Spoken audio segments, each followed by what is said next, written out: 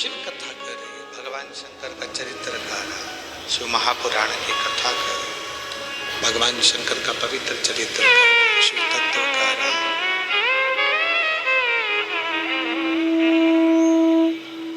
भगवान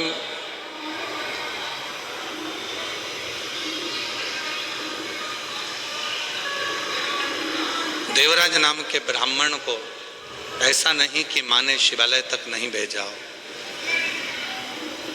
भगवान शंकर तक नहीं भेजा हो, वो देवालय तक जाए उसके लिए माँ ने भी प्रयास करा। छत्रपति वीर शिवाजी महाराज शिवालय तक जाएं, ये माँ जीजाबाई ने प्रयास किया। और देखो चरित्र का स्मरण करिएगा, चरित्र को देखिएगा, स्मरण करिएगा, ध्यान करिएगा, स्मरण करिएगा कि देवराज को उनकी माता शिवालय तक भेज रही है, पर देवराज जाता नहीं है, देवराज पहुंचता नहीं, देवराज पहुंचता ही नहीं। और छत्रपति वीर शिवाजी महाराज शिवालय तक जाते हैं, शिवालय के सम्मुख में ही खेलते हैं। शिव की कृपा कितनी हुई, जो शंकर के मंदिर तक नहीं पहुंचा वो देवराज नाम का ब्राह्मण, जो शिव के मंदिर तक नहीं पहुंचा देवराज नाम का ब्राह्मण, वो देवराज नाम का ब्राह्मण जो भगवान शंकर के मंदिर तक नहीं पहुंचा, वो एक दिन चोरी करना सीखा। वो देवराज नाम का ब्राह्मण जो शिव के मंदिर तक नहीं पहुंच पाया, वो चोरी में लग गया, चोरी करने में लग गया। सुबह से लेकर शाम तक उसका एक ही काम रहता था, केवल चोरी करना, केवल धन अर्जित करना, चोर कर लाना, चोरी कर लाना। देवराज नाम का हमने पहले भी कथा में कहा, फिर कहते हैं कि जिस दिन आपके घर के बच्चे शंकर के मंदिर तक जाने लगे, शिव के मंदिर तक जाने लगे, शंकर के चौखट तक जाने लगे, शंकर के मंदिर तक जब घर के बच्चे जाने लगे तो समझ लेना कि अब इन बच्चों को हाथ पकड़कर तुमने शिव के मंदिर तक भेजा है, अब ये बच्चे शंकर का हाथ पकड़कर अपनी मंजिल तक जरूर पहुंचेंगे, ये निश्चित, ये निश्चित। छत्रपति वीर शिवाजी महाराज की माता जीजाबाई वीर शिवाजी को शंकर जी के मंदिर के सामने बैठकर, भगवान शंकर के मंदिर के सामने बैठकर वहां खेलते हैं, तो भगवान देवाधिदेव महादेव ने छत्रपति वीर शिवाजी महाराज का हाथ पकड़ा और छत्रपति वीर शिवाजी में एक अलग से बल आया।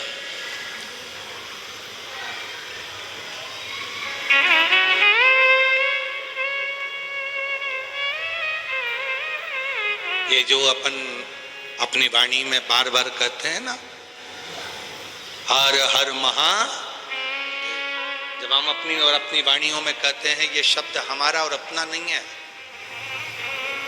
ये छत्रपति वीर शिवाजी महाराज का शब्द है। जब जब वो युद्ध के मैदान में टूटते थे तो हर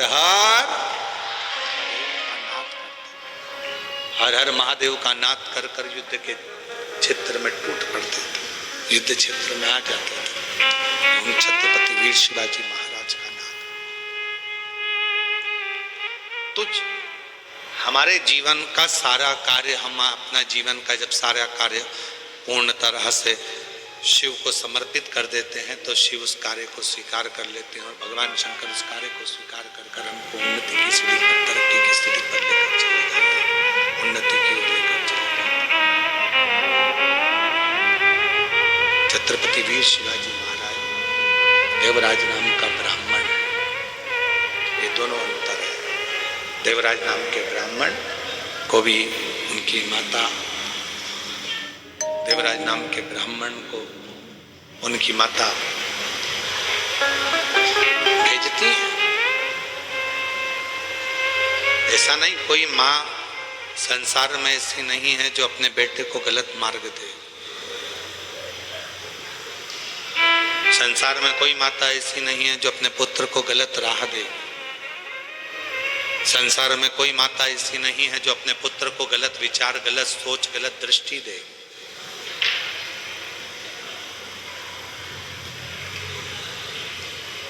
हाँ, हम दूसरे की तो नहीं कर सकते, पर जगत में ऐसी कोई माँ नहीं है जो अपने बच्चे को गलत मार्ग पर भेजकर खुश हो। प्रत्येक घर की माता, उसका एक ही लक्ष्य रहता है कि मेरा पुत्र एक दिन मेरे जैसा हो। प्रत्येक घर की माता ये विचार करती है कि मेरा पुत्र मेरे जैसा हो, मेरा पुत्र अच्छा कर्म करे, मेरा पुत्र अच्छे कार्य के प्रति तत्पर रहे, अच्छे कार्य में लगा रहे। कोई माँ संसार में ऐसी नहीं हुई है, कोई जो अपने बच्चों को गलत राय दे, गलत विचार दे, गलत सोच दे, गलत दृष्टि दे। तो देवराज नाम के ब्राह्मण की जो माँ थी, वो देवराज को शिवालय तक भेजती थी, भगवान शंकर के मंदिर तक, पर देवराज उस शिवलिंग मंदिर तक जाता ही नहीं था। देवराज शिवालय तक जाता ही नहीं था।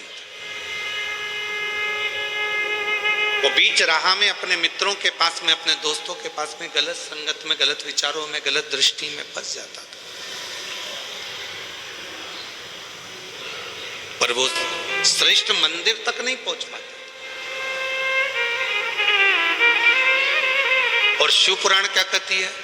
शिव के मंदिर तक जाओ, मना नहीं है, पर आडंबर से दूर हटकर, पाखंड से दूर हटकर, दिखावे से दूर हटकर,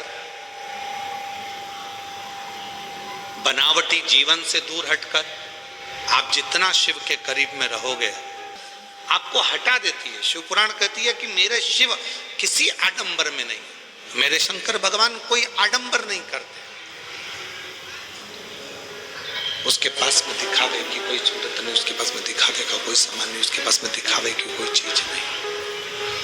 मेरे शंकर भगवान सारे आडंबरों से परे हैं, वो सारे आडंबरों से दूर हैं। उनके पास में कुछ भी है। मस्तक पर गंगा है, हाथे में डमरू है, त्रिशूल है, और तन पर भस्म रमी हुई है। पूरी भस्म तन पर धारण करें, तन पर भस्म धारण। भस्म से क्या मतलब है? आप सिद्धेश्वर शिव महापुराण की कथा सुनने के लिए बैठे हो। भस्म से क्या मतलब है? जो हम अलोनी गोबरी की भस्म बनाते हैं, आप लोग जानते हो ना अलोनी गोबरी मतलब गाय ने गोबर करा, और गोबर करने के बाद उसको हमने हाथ से ऐसे ऐसे थपथपाया नहीं। गाय ने जो गोबर करा वो सूख गया और उसकी गोबरी तैयार हो गई। उस गोबरी को हमने सुखाया, सुखाकर उसको जलाया, जलाकर भस्म तैयार कर कर कपड़े से 4 बत्ता कपड़ा कर कर फिर उसको छाना, छान कर जो भस्म तैयार हुई वो भस्म शिव को समर्पित करी। वो भस्म कोई साधारण नहीं, उस भस्म की मूलता, उस भस्म की श्रेष्ठता, उस भस्म की जागरूकता, उस भस्म का तेज। यहां तक वर्णन किया गया कि शंकर जो भस्म धारण करते हैं, यदि हम भगवान शंकर के शिवलिंग पर उस भस्म को हम लगाकर हमारे शरीर के मस्तक पर, कंठ पर, हृदय पर, भुजा पर, यदि हम उस भस्म को भी धारण कर लेते हैं अपने वक्ष स्थल पर, तो वो हमको एक बल प्रदान करता है। शिव महापुराण में 3 चीजें कवच के रूप में काम करती हैं। थोड़ा समझिएगा आप लोग। शिव महापुराण में 3 चीजें कवच के रूप में काम करती हैं। 3 चीज। पहले नंबर पर है शिव पुराण में भस्म कवच का काम करती है। दूसरे नंबर पर है रुद्राक्ष कवच का काम करते हैं। और तीसरे नंबर पर है भगवान शंकर पर चढ़ी हुई बेलपत्र या शिवजी पे चढ़ा हुआ जल हमारे शरीर में कवच का काम करता है। ये 3 कवच का काम, ये तीनों कवच का काम करते हैं। भस्म भी कवच का काम करती है, रुद्राक्ष भी कवच का काम करता है, जल बेलपत्र भी कवच का काम करता है, तीनों कवच का काम करता है। और हमारा निवेदन है आप सभी से, जितने भी शिव भक्त इस कथा को श्रवण कर रहे हैं, उन सब से हम निवेदन करें कि घर से निकलने से पहले आपके शरीर पर इन 3 कवच में से कोई एक कवच होना चाहिए।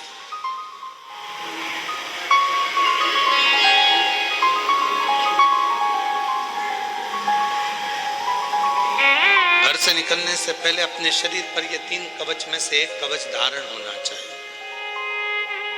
या तो हमारे गले में रुद्राक्ष हो, या हमारे तन पर कहीं पर भी भस्म लगी हो, या हम जब घर से निकले तो एक बेलपत्र अपनी जेब में हो, या भगवान शंकर पे चढ़े हुए जल को हम पीकर आचमन कर कर या प्रोक्षण कर कर अपने घर से निकले।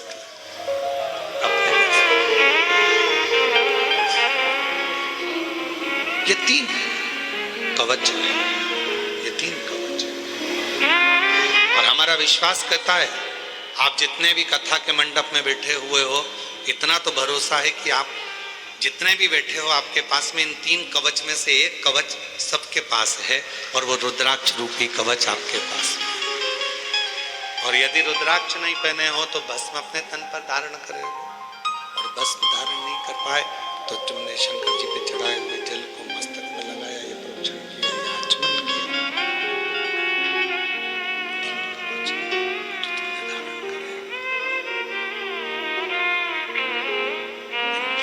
में से एक कवच भी अपनी जिंदगी में अगर हम धारण करते हैं तो हमें सुख का अनुभव होता है।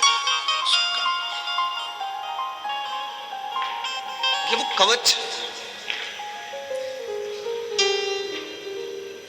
और कितना सुंदर कहा विद्येश्वर संहिता में, जब रुद्राक्षों का महत्व भगवान शंकर स्वयं मां जगतजननी जगदम्बा से करते हैं, पार्वती को करते हैं।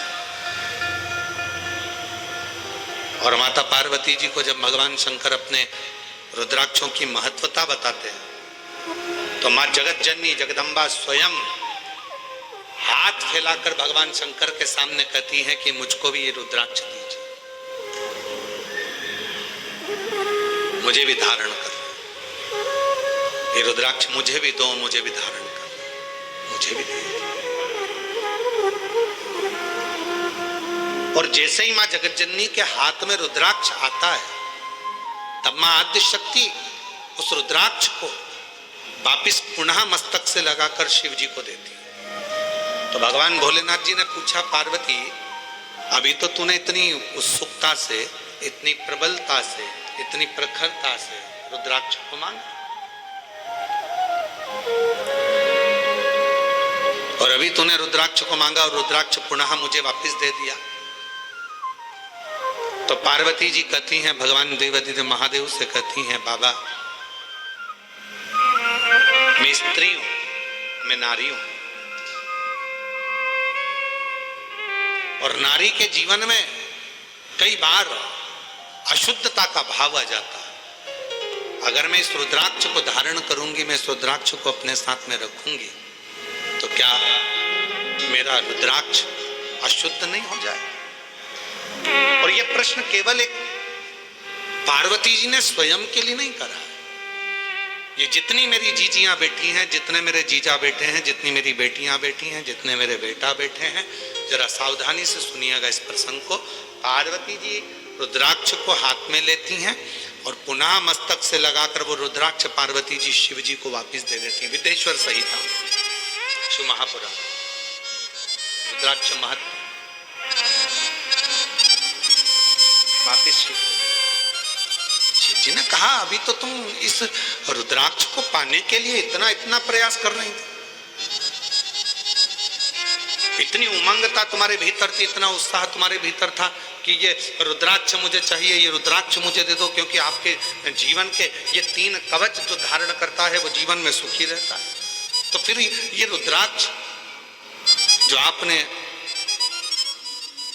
मुझे दिया पार्वती जी, फिर सिर से लगाकर मुझे वापस क्यों कर दिया? पार्वती जी कहती हैं, मैं स्त्री हूं, मैं नारी हूं, और मैं स्त्री, मैं नारी, मैं एक स्त्री, एक महिला, एक नारी स्त्री हूं। अगर ये रुद्राक्ष मेरे पास में रहेगा तो मैं कहीं ना कहीं अशुद्ध भी हो जाती हूं। जब मैं अशुद्ध हो जाऊंगी तो ये रुद्राक्ष भी अशुद्ध हो जाएगा, ये रुद्राक्ष भी अशुद्ध हो जाएगा। भगवान भोलेनाथ मुस्कुराए, हंसे, और हंसकर मेरे शंकर भगवान ने बड़ी सुंदर एक बात कही, पार्वती मेरे द्वारा दिए हुए ये 3 कवच ऐसे हैं जो जिंदगी में कभी अशुद्ध नहीं होते हैं, ये हमेशा शुद्ध ही रहते। ये मेरे द्वारा 3 कवच ऐसे हैं जो कभी अशुद्ध नहीं होते, ये हमेशा शुद्ध ही रहते। और इसका काम है, अगर कोई अशुद्ध हो भी गया, मान लो किसी ने अशुद्धता धारण भी कर ली, तो भी ये कवच उसे शुद्धता प्रदान करता है, ऊर्जा प्रदान करता है। तो मैं नारी होकर इस रुद्राक्ष को धारण कर सकती हूँ।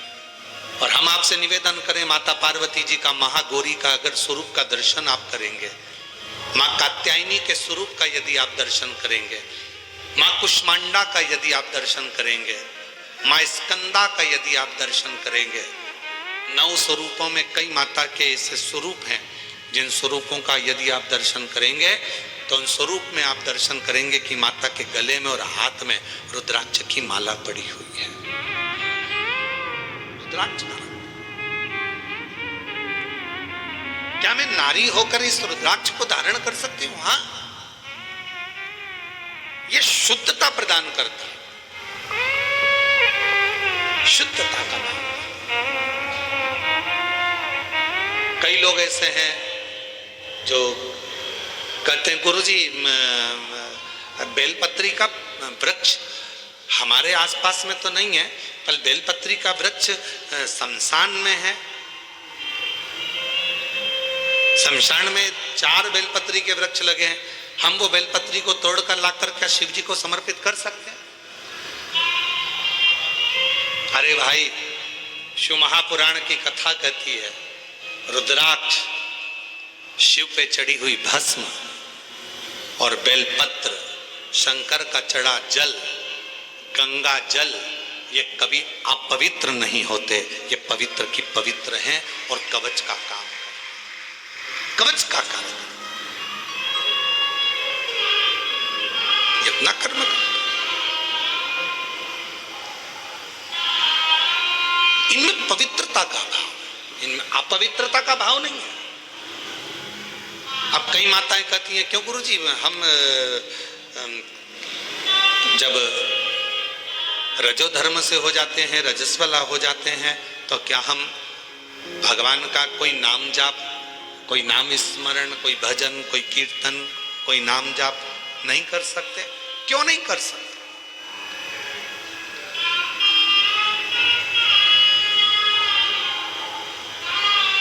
भगवान का नाम चाहे तुम कितने भी अशुद्ध हो, चाहे तुम कहीं पर भी बैठे क्यों ना हो, किसी भी भूमि पर बैठे हो, कहीं पर भी बैठे हो, चाहे कितने भी अशुद्ध क्यों ना हो गए हो, तो भी परमात्मा का नाम लेना बंद नहीं करना चाहिए।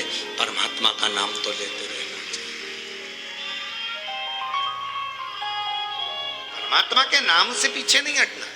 हमें भगवान का नाम का गुणगान करना है। और कहीं किसी रूप में कोई तुमसे कह दे कि तुम गंगा जी के घाट पर जाकर बैठो, भगवान का नाम लेना तो वहां ज्यादा बल मिलेगा। कोई तुमसे कहे हिमालय पर जाकर बैठ जाओ, वहां भगवान का नाम लेना तो ज्यादा बल मिलेगा। कोई कहे तुमसे कि तुम तीर्थ में जाकर बैठ जाओ, वहां भगवान का नाम लेना तो ज्यादा बल मिलेगा। शिव महापुराण की कथा कहती है, भगवान शंकर अपनी अर्धांगिनी के साथ, भगवान शंकर अपने बच्चों के साथ, भगवान शंकर अपने पोतों के साथ, भगवान शंकर अपने पड़पोतों के साथ, भगवान शंकर अपनी बेटी के साथ, भगवान शंकर अपने पूरे परिवार के साथ अपने घर में रहते हैं और वहां बैठकर राम नाम का सुमिरन करते हैं और उसका फल प्राप्त करते हैं।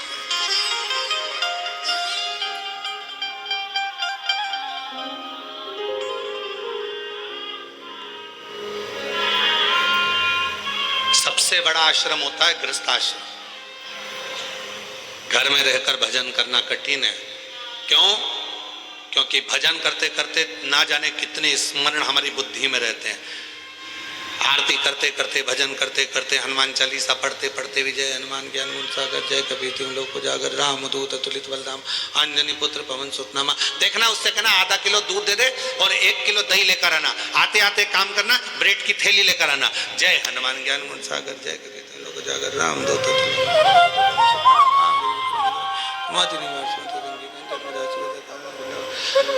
वो काम वाली आई कि नहीं आई, उससे बोलना झाड़ू लगाते लगाते इधर तक आ जाना, बर्तन पूरे साफ कर कर पीछे की ओर रख देना और उससे कहना कि वो बाइक पर पड़ा है, उसको उठा के मार देना। जय हनुमान ज्ञान गुण सागर, जय। सबसे बड़ा आश्रम गृहस्थ आश्रम, जिसमें रहकर एक बार भी यदि मुख से राम कृष्ण हरि निकल जाए, राम नाम निकल जाए, शिव नाम निकल जाए, भगवान का नाम निकल जाए, तो समझ लेना कि जिंदगी सार्थक हो गई।